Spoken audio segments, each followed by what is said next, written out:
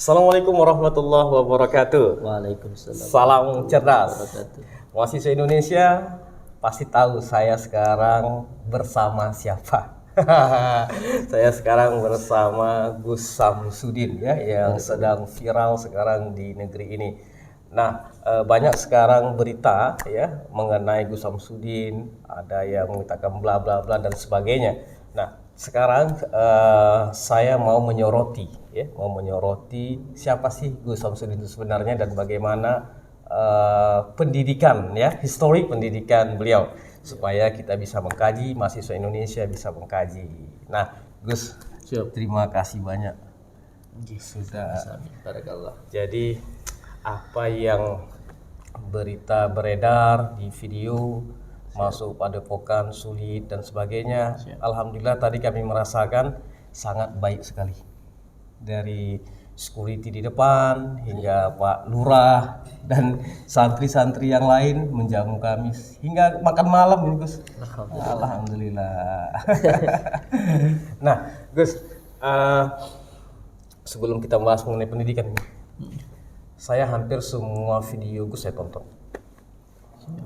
Hampir semua saya tonton. Dan terlepas daripada pro kontra netizen Indonesia, gitu kan. Ada satu ungkapan Gus yang sangat baik sekali dan itu bisa dijadikan contoh gitu. Contoh gini, kita kan Gus, kalau kita ada orang mengatakan gini, aku kalau orang baik sama aku lebih baik, tapi kalau orang jahat sama aku lebih jahat lagi. Nah, di satu video Gus itu selalu pernah mengatakan kayak gini, kalau ente mau jadi baik, ya kenapa menunggu orang? Harus netral baiknya gitu, nggak perlu tuduhan orang. Nah, tuh gimana Gus? Iya. Jadi kalau di dalam ilmu tasawuf itu, sebenarnya semuanya mengambil dari Al-Qur'anul Karim. Termasuk di dalam setiap huruf di dalam Al-Qur'an itu ada artinya. Apa itu yang dimaksud dengan ba, titik 3 ba, alif, itu semuanya ada artinya. Termasuk yang sesuai dengan panjenengan tanyakan tadi tentang ketika kita berbuat baik, kenapa harus menunggu orang yang baik kepada kita. Kalau orang baik kepada kita lalu kitanya berbuat baik, itu hal yang biasa. Tetapi yang diperintahkan oleh Allah Subhanahu wa taala itu kita berbuat baik kepada orang yang tidak baik kepada kita. Itu baru sesuatu hal yang luar biasa. Karena apa? Karena kebaikan itu sejatinya untuk diri kita sendiri, bukan untuk orang lain. Seperti halnya sering saya katakan, ketika kamu ingin berbuat baik kepada tetanggamu, ya kamu berbuat baik aja. Apakah tetanggamu itu baik atau tidak kepada kamu, itu urusan tetanggamu dengan Allah. Tetapi urusanmu dengan Allah itu adalah berbuat baik kepada tetanggamu. Kalau kamu berbuat baik kepada tetanggamu hanya karena tetanggamu itu baik sama kamu, itu nggak sesuai dengan perintah Allah. Itu berarti hanya sesuai dengan kemauan kamu, bukan atas dasar perintah Allah. Sebagai contoh begini, ketika kita semuanya seorang petani, kita punya panenan, perintahnya Allah itu untuk memberikan kepada saudara kita. Kita ngasih ke sana. Lah kita memberikan ini kan atas dasar perintah dari Allah untuk mencari ridha Allah. Kalau kita memberikan ini atas dasar hanya kebaikan dari orang, kita ngasih, nanti ketika dia panen, dia nggak ngasih ke kita, kita sakit hati. Tapi kalau atas perintahnya Allah, dia mau ngasih atau enggak, ya itu urusan dia sama Allah. Termasuk kita ke saudara kita, semuanya santri dari sini. Santri ini dapat kiriman dari orang tuanya. Perintahnya Allah kan itu kamu berbuat baik, ya kasih teman kamu. Masalah temanmu nanti dapat kiriman dari orang tuanya ngasih atau tidak kepada kamu, ya itu urusan dia. Ya kamu harusnya tetap ngasih ke teman kamu. Kalau kamu hanya karena atas dasar manusia kamu nanti ngasih, dia nggak ngasih, kamu sakit hati. Bahkan yang paling penting begini, ketika ada seseorang yang datang ke saya bertanya, "Bah, ini bagaimana nggih? Saya itu sudah baik kepada mertua saya, tapi saya itu terus dibanding-bandingkan, saya itu terus katakan yang tidak baik, saya harus bagaimana?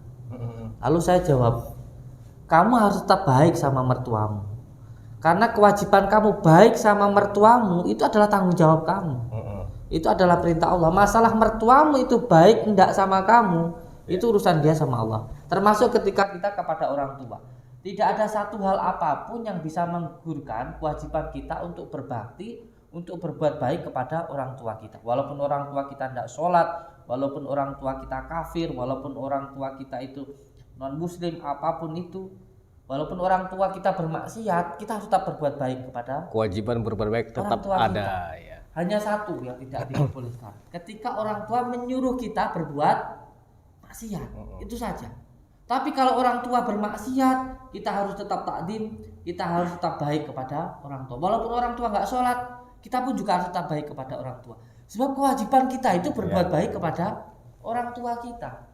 Tidak ada satu hal apapun yang bisa menggugurkan kewajiban kita sebagai anak untuk berbuat baik kepada orang tua. Inilah pentingnya belajar ilmu tasawuf atau belajar ilmu hikmah secara mendasar, bahwa seperti huruf alif itu loh, tanpa uah, tanpa goyah dengan semua hal yang ada di dalam diri kita. Jadi kalau dalam pesantren itu ada yang namanya harus punya pengendalian diri.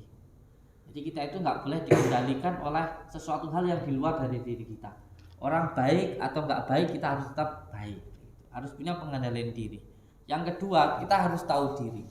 Dan yang ketiga, harus bisa menempatkan diri. 3 hal ini harus dimiliki oleh santri. Santri itu yang pertama harus punya pengendalian diri, yang kedua harus tahu diri, dan yang ketiga harus bisa menempatkan diri. 3 hal ini. Bijak sekali. Ini cerdas sekali nih setiap untayan kata-katanya. Ngomong-ngomong, Gus dulu sekolah di mana? Alhamdulillah saya itu S1. S1. SD tidak tutup. Nah, ini yang mau kita bongkar ya. Ini mau yang kita bongkar. Nah, SD tamat Gus. Alhamdulillah ya S1 itu. S1. SD toh. SMP-nya enggak sempat. Alhamdulillah saya dulu sanawiyah atau SMP itu Sanawiyah. 3 bulan ya SMP ya kalau dikatakan itu.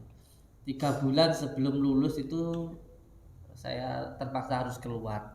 Harus keluar dari pendidikan, walaupun di dalam hati saya tetap ingin sekali melanjutkan pendidikan karena cita-cita orang tua saya dan saya dulu. Yang pertama, saya boleh kekurangan harta, tapi masalah ilmu nggak boleh, jangan sampai kurang. Tapi karena ada sesuatu hal yang nggak bisa saya harus memilih 2 pilihan waktu itu. Jadi saya ceritakan di sini, ketika itu dari mulai SD kelas 5 sampai saya hampir lulus kelas 3 itu kan 5 tahun ya. Kelas 5, kelas 6, 1, 2, 3 itu sudah 5 tahun. Selama mulai dari kelas 5 SD itu, dari mulai pagi saya harus menyiapkan makan untuk orang tua saya karena orang tua saya terkena penyakit komplikasi. Ini di Lampung ya? Di Lampung. Di Lampung. Beliau itu terkena penyakit yang pertama paru-paru, merembet sampai ke jantung, akhirnya beri-beri, terus akhirnya liver. Iya. Perutnya itu membesar. Dari situ akhirnya kan ibu saya yang harus bekerja untuk mencukupi keluarga. Dan karena waktu itu di Lampung ekonominya sulit, akhirnya ibu saya merantau. Dari situ akhirnya saya yang merawat orang tua saya, yang merawat bapak saya. Allahu Akbar. Akhirnya ketika saya merawat beliau, dari pagi saya masak, terus nanti menyiapkan makan, mandiin beliau dulu, ngelap biasanya, terus nanti mohon maaf BAB saya siapkan dulu. Setelah sudah selesai baru saya berangkat sekolah. Nah ketika berangkat sekolah itu pun sering saya itu kadang kalau waktu istirahat lari pulang ke rumah untuk melihat keadaan, untuk mengurus kembali ya. Karena saya masuk jam 7, kadang pulang jam 1 siang. Jadi kadang istirahat itu saya pulang. Itu saya pulang lari. Karena saya nggak punya kendaraan, lari. Mungkin sekitar 5 kilo lah. Jauh itu. Jauh. Entahnya untuk melihat ngecek makannya jam makan siang. Bersaudara berapa orang, Gus? Saya 2 orang. Oh, 2 orang. Tapi kakak saya, kalau kakak saya itu juga membantu bekerja. Oh iya. Jadi harus ikut merantau. Jadi saya itu di rumah cuma berdua, saya dengan ayah saya itu. Itu terus alhamdulillah saya masih terus bisa untuk melakukan itu selama 5 tahun itu. Saya sekolah sambil merawat orang tua. Terus pada akhirnya masuk dalam pendidikan yang terakhir yang sudah mau lulus itu, saya harus mengambil pilihan yang sangat sulit. Pada waktu itu orang tua saya harus mendapatkan perawatan yang benar-benar maksimal. Iya. Salah satunya obat yang harus diminum itu harus teratur.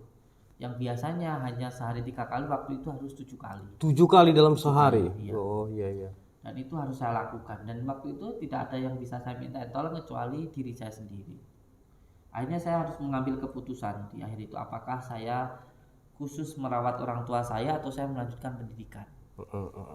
Dari berpikir terus akhirnya sholat istikharah, akhirnya saya mengambil keputusan bahwa saya harus keluar dari sekolah waktu itu. Walaupun orang tua saya melarang, ayah saya waktu itu melarang. Terus saya kasih pengertian ke beliau bahwa ada beberapa hal yang menurut saya ini bisa nanti dicari, dan saya mengatakan ke beliau insya Allah nanti saya bisa melanjutkan pendidikan nanti.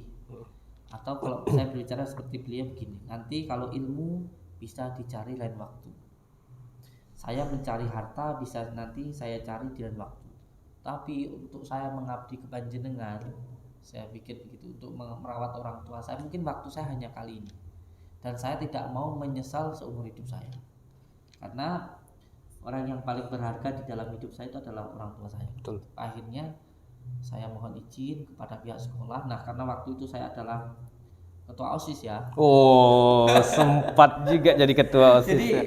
saya itu dari kecil suka berorganisasi sebenarnya.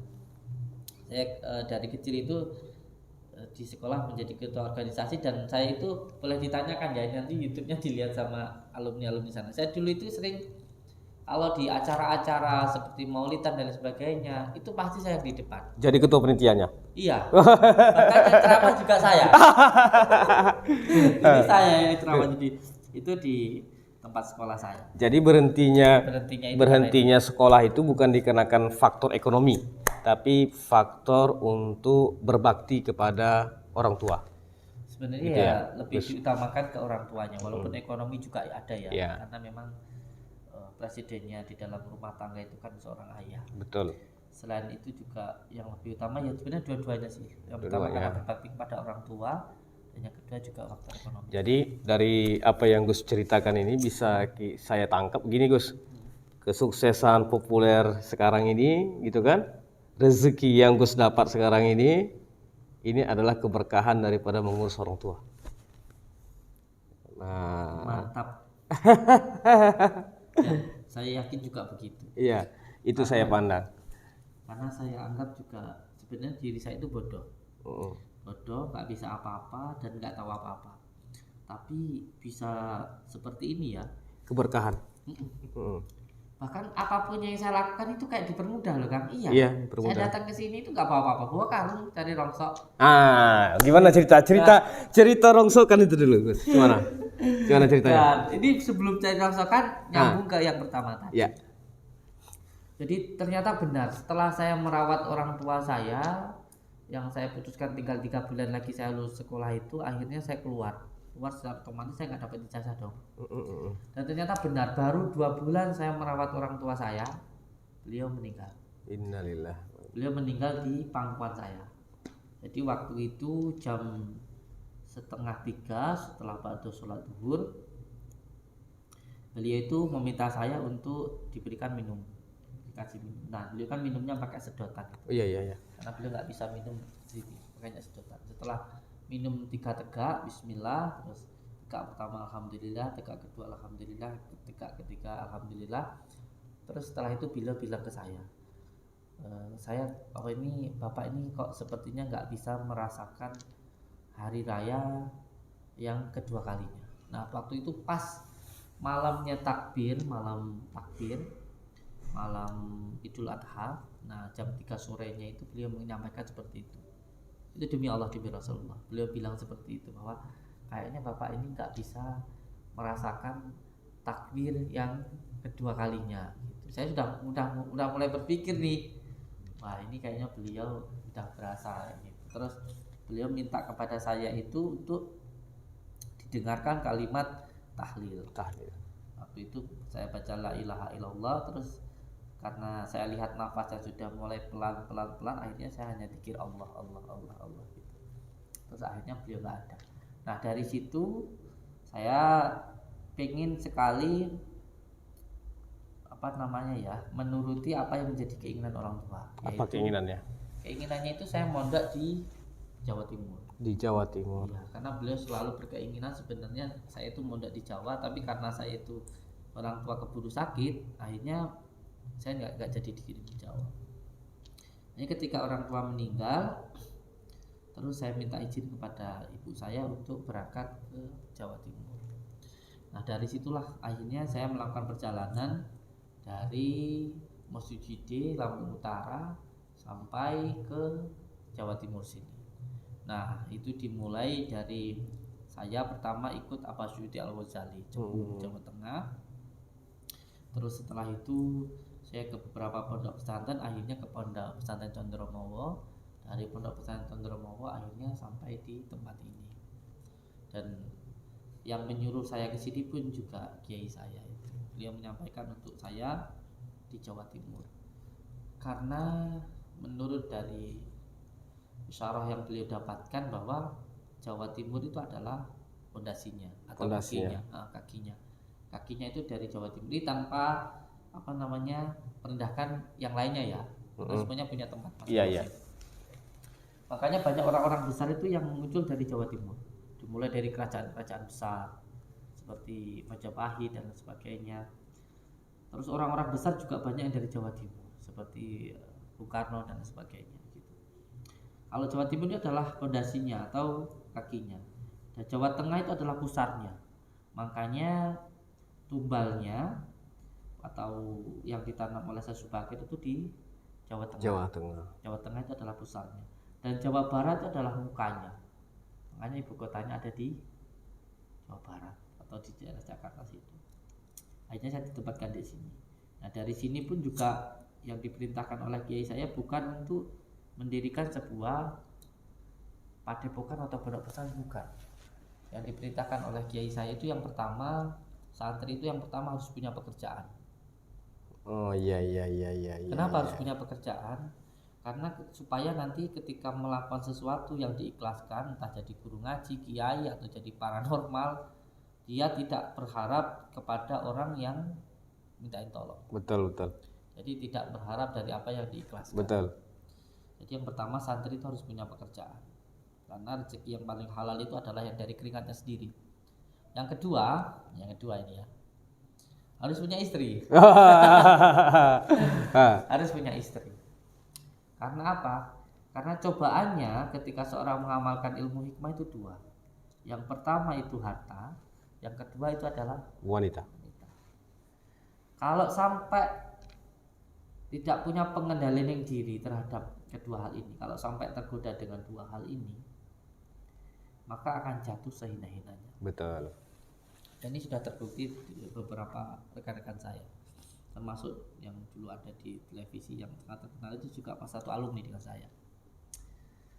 Karena dua hal ini, ketika mengamalkan ilmu hikmah itu akan dicoba dengan dua hal ini. Yang pertama dengan harta, yang kedua dengan wanita. Maka ketika saya sampai di sini, saya yang pertama adalah membangun sebuah usaha. Dimulai dari usaha saya sendiri, dari barang bekas, saya cari sendiri sampai saya berpikir bagaimana caranya saya bisa mengembangkan. Saya ngepul barang bekas. Oh, ngepul barang bekas, door to door. Iya. Jadi yang pertama cari sendiri. Yang kedua orang-orang yang cari setor ke saya. Oh. Jadi saya nggak perlu cari. Udah mulai jadi toke tuh. Iya. Yang ketiga akhirnya saya jadi supplier. Oh. Jadi kalau yang pertama saya cari sendiri, yang kedua orang-orang cari itu setor ke pengepul, yang ketiga pengepul itu setor ke saya. Oh iya. Sampai akhirnya sekarang saya jadi supplier. Supplier itu saya punya nama di pabrik dan siapapun orang itu yang kirim ke pabrik itu pakai nama saya, dia bayarnya ke saya. Jadi sekarang masih ada itu usaha? Masih. Waduh. Supplier ya. Suppliernya saya. Karena kalau supplier itu ya hanya pakai nama dan uang. Betul. Jadi hanya nanti ketika ada orang setor kita bayar dulu, dia setor ke pabrik itu pakai nama kita, nanti kita yang bayar, nah dari pabrik bayarnya ke kita. Dan itu yang sekarang terjadi. Berarti sekarang ini tetap menjadi pengusaha juga, tetap menjadi pengusaha. Setelah usaha saya itu sudah jadi, saya sekarang alhamdulillah punya 4 kendaraan truk ya. Iya. Ya, dan saya sekarang jadi supplier. Nah setelah usaha saya jaya sudah jadi alhamdulillah, baru saya menikah. setelah saya menikah. Nah, ini yang menikah ini jadi kontroversi juga. Ada istri saya nggak cuma satu. Ini terbuka ya di sini ya. Berapa nih Gus? Sama Pak dosen aja ya. Berapa itu? Sama Pak dosen aja. Ya, beberapa. Tapi ini perlu saya sampaikan juga. Sesuatu hal yang baik harus ditempatkan pada hal yang baik. Kalau kamu belajar sesuatu hal yang baik tapi hanya untuk menyalahkan orang lain, atau sesuatu hal yang baik tidak ditempatkan pada hal yang baik, ini jadi masalah. Iya. Termasuk tentang poligami. Bahkan bukan hanya tentang poligami, kamu menikah pun juga harus tahu ilmunya. Contoh, ketika kamu sebagai seorang lelaki, kamu mendengarkan hadis baginda Rasulullah, seandainya manusia boleh menyembah manusia, wanita wajib menyembah seorang Suaminya. Kalau ilmu ini yang memakai laki-laki setiap hari bertengkar. Bagaimana tidak? Dia tidak tahu kerepotannya istri, dia tidak tahu bagaimana istri mengurus anaknya, mengurus dirinya, keluarganya, pulang kerja pokoknya sampai rumah istri harus suami nawaton, harus senyum, harus cantik. Dia nggak tahu kalau dari pagi ngurusin anaknya. Iya. Nah, ilmu ini harusnya yang pakai adalah yang perempuan. Yang dipakai seorang laki-laki adalah lelaki yang paling baik, itu adalah lelaki yang paling baik kepada istrinya. Ini banyak subscriber perempuan ini berarti nih. Harusnya seperti itu. Kamu ngetok rumah, kalau kamu pakai ilmu yang pertama, ilmu yang dipakai perempuan, nggak diketok, langsung pintu didobrak, tanya makanan nggak ada, dibantu. Karena kamu salah penempatannya. Tapi kalau kamu pakai ilmu yang kedua, yang dipakai oleh baginda Rasulullah, ngetok pintu nggak dibuka, ya sudah, nggak apa-apa, mungkin capek tidur di luar. Atau mungkin tok dulu, kedua, ketiga, oh mungkin lagi capek. Nah ini loh. Jadi kalau kamu tahu sesuatu hal yang baik, itu harus ditempatkan pada hal yang baik, bukan untuk menyalahkan yang lainnya. Termasuk kenapa sekarang ini banyak yang bawa bom, kenapa saat ini banyak yang jadi radikal, karena dia belajar sesuatu hal yang baik bukan untuk memperbaiki dirinya, tapi untuk menyalahkan yang lain. Kamu tidak sholat, kamu tidak zikir, kamu minum, kamu mabuk. Ini ciptaan Allah loh. Ada yang baik, ada yang buruk gitu. Kamu jangan mentang-mentang kamu baik lalu kamu menganggap semuanya itu jelek. Tidak. Kamu itu punya tanggung jawab hanya untuk memberikan contoh dan menasihati. Tapi kamu tidak berhak untuk menghukum. Yang menghukum ada tempatnya sendiri. Ini resepnya supaya berpoligami. Nah, untuk yang berpoligami ini juga. Itu tadi untuk yang berkeluarga. Untuk yang berpoligami pada intinya, jangan sampai kamu itu niat menolong janda membuat istrimu jadi janda. Iya. Yang kedua, ketawa. Yang kedua.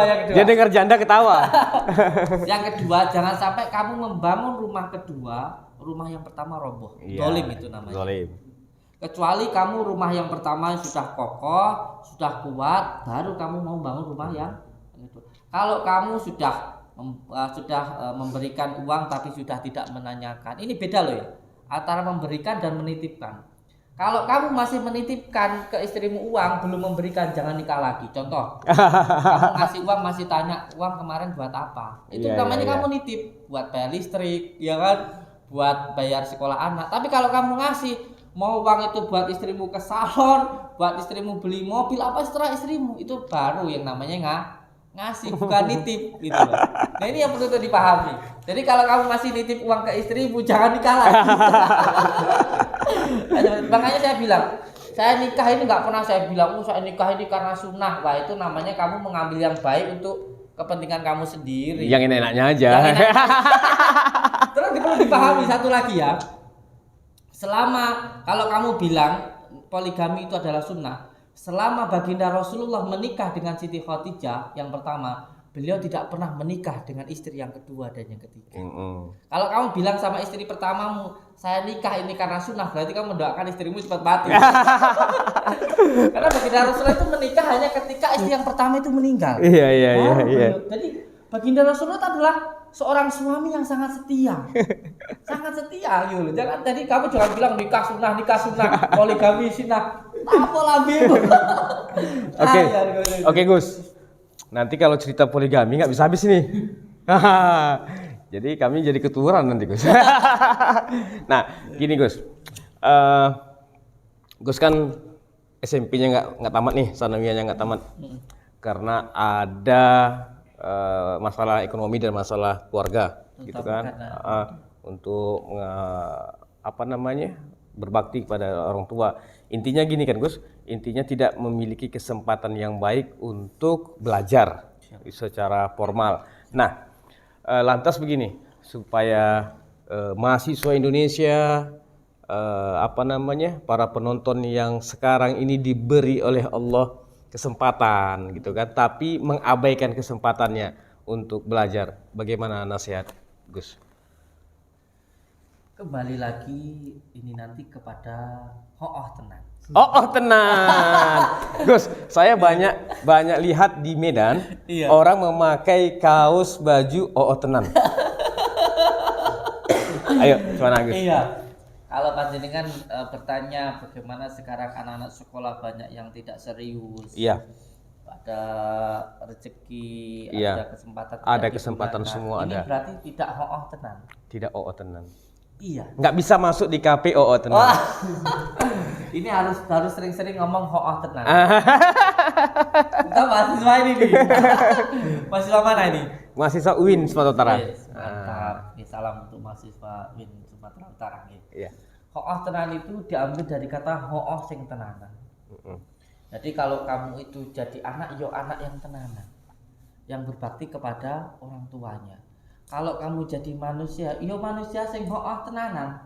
Jadi manusia yang tenanan, yang benar-benar manusia sejati, yang bukan wadaknya manusia tapi kelakuannya seperti hewan. Iya. Yang mampu menekan nafsu lawamah, subhiyah, amarah dan mutmainah. Karena manusia itu dikatakan sempurna bukan sempurna apa adanya, tapi sempurna karena kita sempurnakan.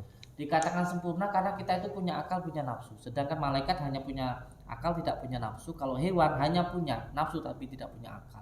Kalau kita benar-benar ingin jadi manusia yang sejati, menjadi khalifah fi ardi, maka akalnya harus mampu mengendalikan nafsunya. Maka dia dikatakan lebih mulia dari malaikat. Tapi kalau sampai nafsunya mengendalikan akalnya, maka lebih hina dari binatang.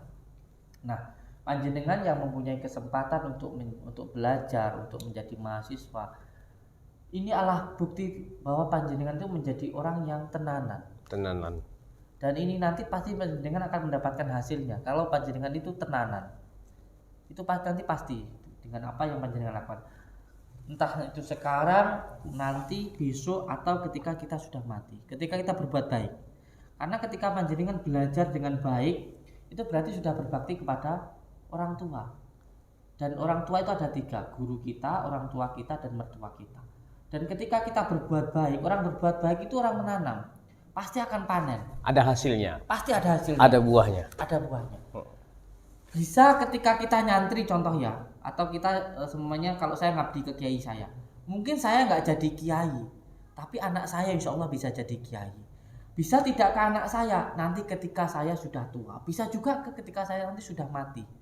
Jadi ketika seseorang berbuat baik, ini nanti pasti akan mendapatkan kebaikan, tidak sekarang, nanti, maupun yang sudah mati.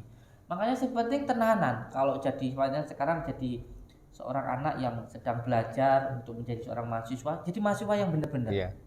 Dan nanti ketika panjenengan nanti punya anak, lihat anak panjenengan pun nanti juga akan nurut ke jenengan dan akan belajar dengan sungguh-sungguh. Iya. Jadi ketika kita berbuat baik sekarang, ketika kita benar-benar sekolah berbakti kepada orang tua, itu bukan hanya untuk orang tua, tapi kita juga nanti akan mendapatkan hasilnya. Karena apapun yang kita lakukan nanti kembali kepada diri kita.